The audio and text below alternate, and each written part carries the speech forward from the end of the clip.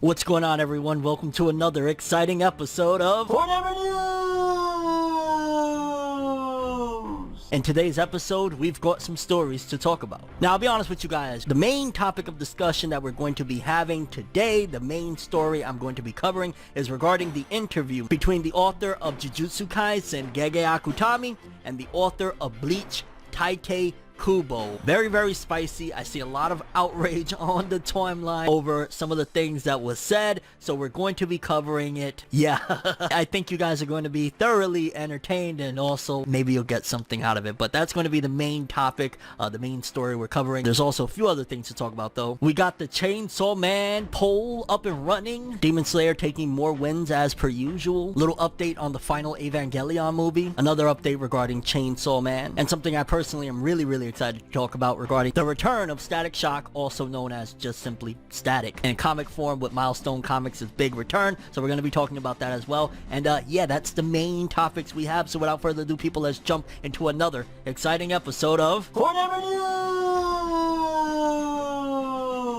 the only news source that provides anything and everything anime and manga related, and we don't bore you. We get into it. Let's do it. No matter how you move, get it done. No matter how you move, get it done. No matter how you move, get it done. No matter how you move, get it done. Okay, people, so for starters, we got two pieces of Chainsaw Man news. We got the poll. The popularity poll is up and running, and you can actually vote yourselves. I will link it in the description below. Me, personally, I voted my first time, and I don't know if you could continuously vote, but my vote, at the very least for the beginning, and I know Power fans are going to be so mad because it wasn't Power. I voted Reze. I love Reze. Reze, there's something about the character in particular that I really was fond of, so I voted Reze. But if I get an opportunity to vote again tomorrow, I'm going to be voting Power the rest of the way through. But I don't know, something about I like me a little bit of crazy, and I know Power's crazy too, but yeah.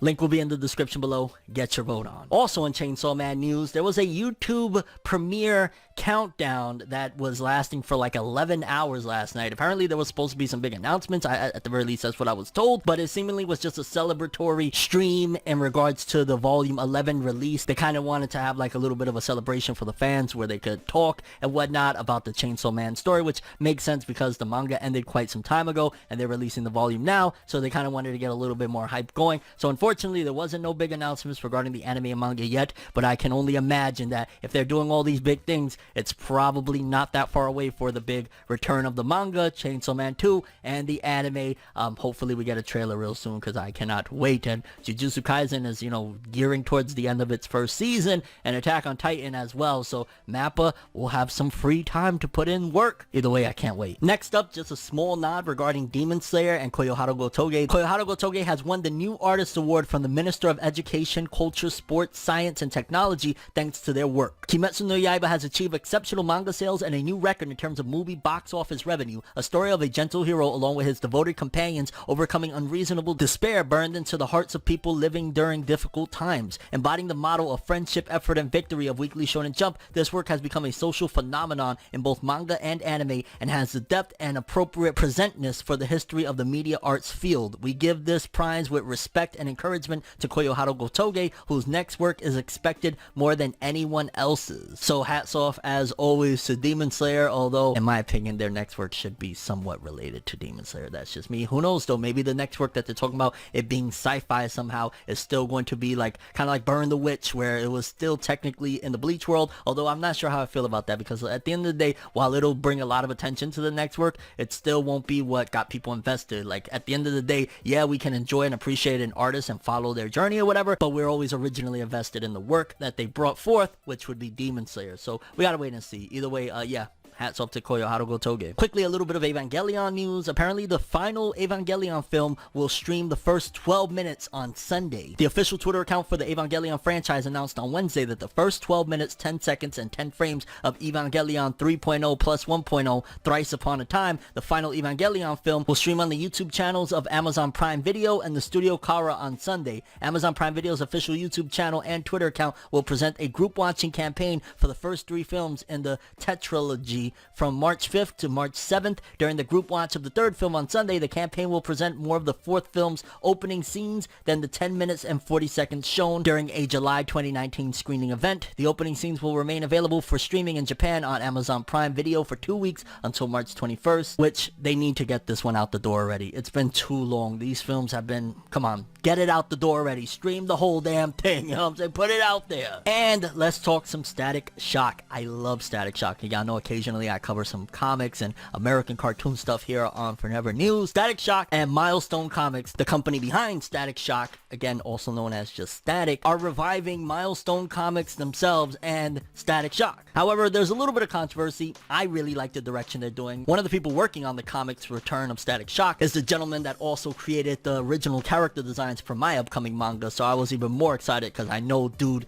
can draw his heart out. Yeah, here's a little bit of the story of what's going on. And the article was written by Polygon, and I'm not too fond of Polygon because they be baiting with Attack on Titan, but that's another story. But yeah, this is the coverage. Static's new origin ties into Black Lives Matter protests. Virgil Hawkins, the electricity-slinging teen known to Dakota City as the superhero Static, is back at DC Comics from a creator lineup that includes both original folks who brought Milestone Comics to the world and some of today's hottest comics talents. This week's Milestone Returns number 0 introduces audiences to the characters of Milestone's new lineup, Static, Icon, and Rocket and Hardware, all available digitally or through a DC Universe Infinite subscription. But it's been a while since the early 90s, so the Big Bang, the gang battle / police crackdowns that cause an explosion of superpowers among Dakota City's youth and turn Virgil into Static has been reimagined for the modern age. Yeah, because if I'm not mistaken, it was originally supposed to be like about the riots, which I think was related at the time to Rodney King and the Rodney King riots. Again, don't quote me on that, but I'm pretty sure that was the riots that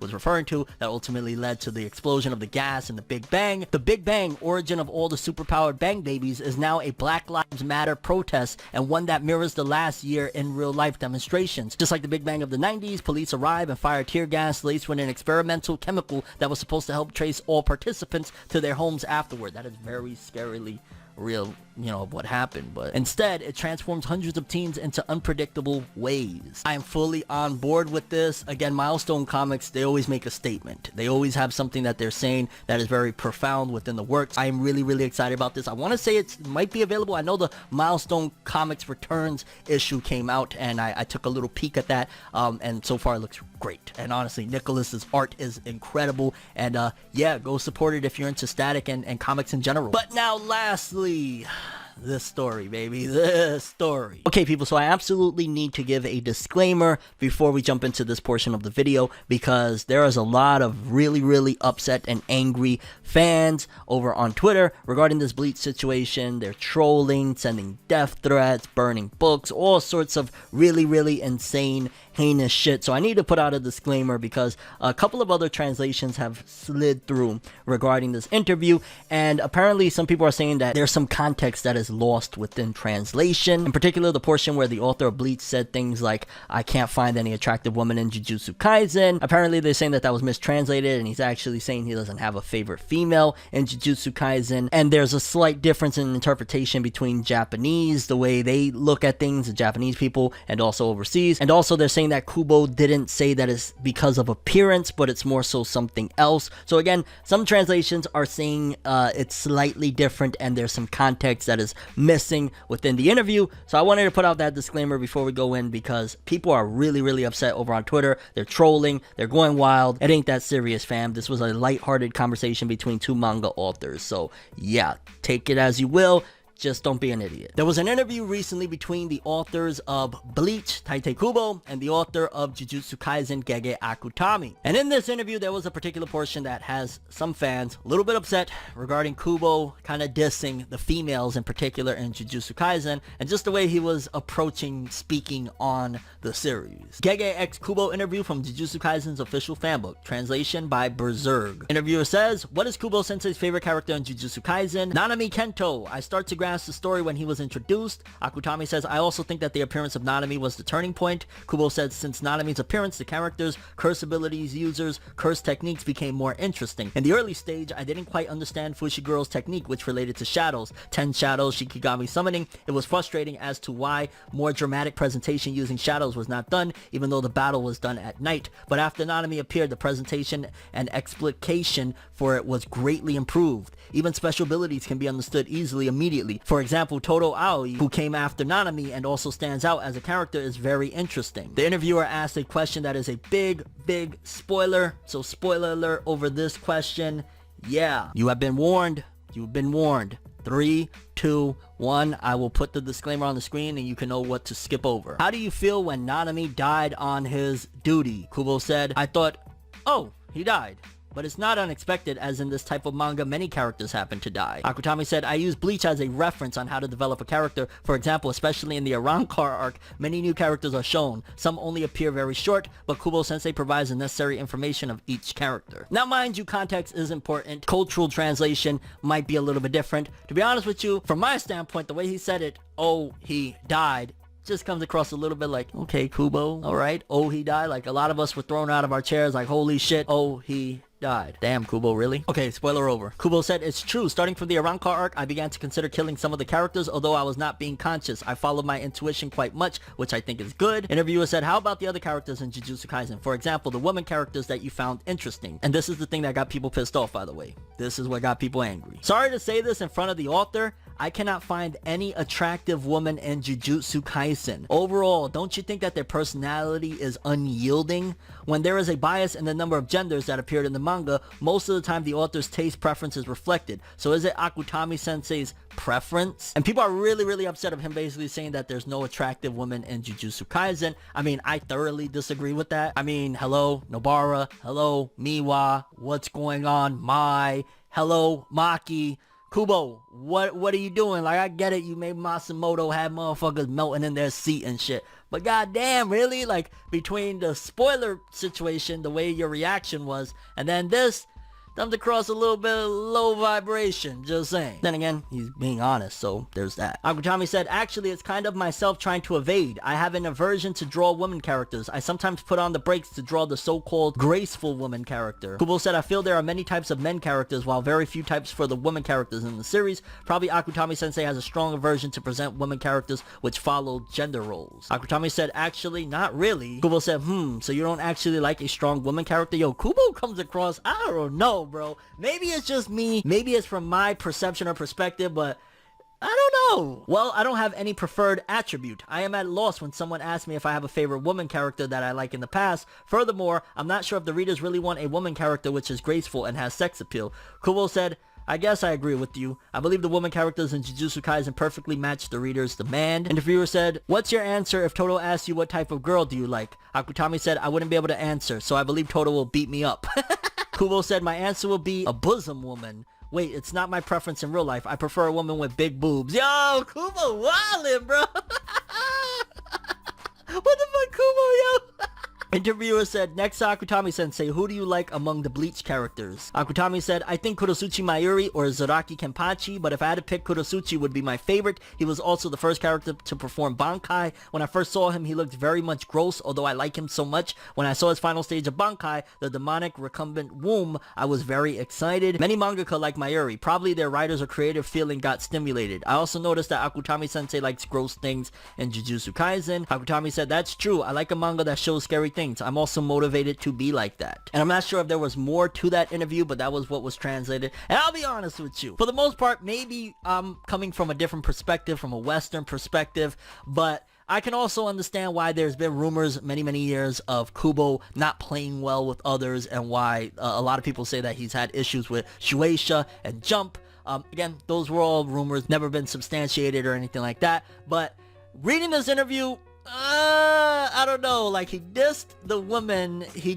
basically said, oh, about a very big event that was kind of shocking. He didn't say anything like, I was amazed. Like, you take this interview and compare it to Kishimoto and Horikoshi, and when Kishimoto was talking to Horikoshi, it was like night and day. Now you could argue, yo, Kubo's just keeping it real. He ain't about that cap life, you know what I'm saying? And I respect that. I definitely respect that. But regarding Eastern culture and the politeness in particular that they display in Japan and shit like that, that don't feel polite. So I don't know. Very, very curious what you guys think about that one. Do you feel like Kubo was a little rude? Do you feel like maybe I'm reading into it in a different perspective? Or what's going on there? Again, I've seen a lot of outrage, people going in on Kubo and shit like that. Don't get it twisted. And, you know, no matter what you want to say about that, Bleach has some fine woman. Again, do I need to say Rangiku Masumoto, fam? Or the Hime? I'm just like, whoa. But yeah, I'm curious what you guys thought about all these stories we covered in today's episode. For starters, Chainsaw Man's new popularity poll. Who will you be voting for? Do you think that premiere and that big live stream that they had of like 11-12 hours straight is leading to something big? Like they're trying to gear things up again. I know it was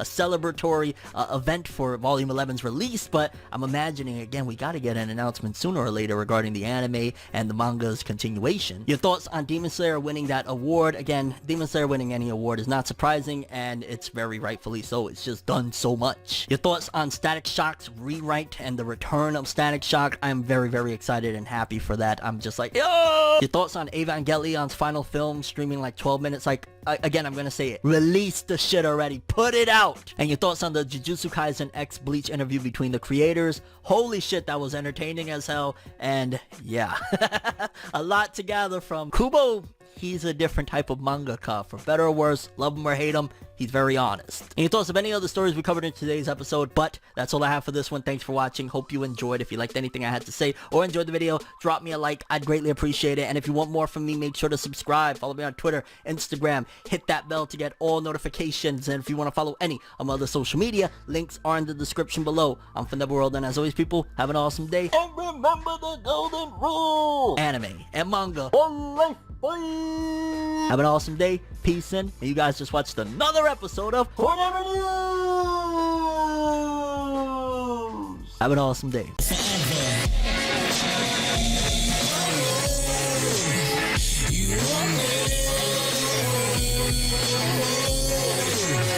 What I know.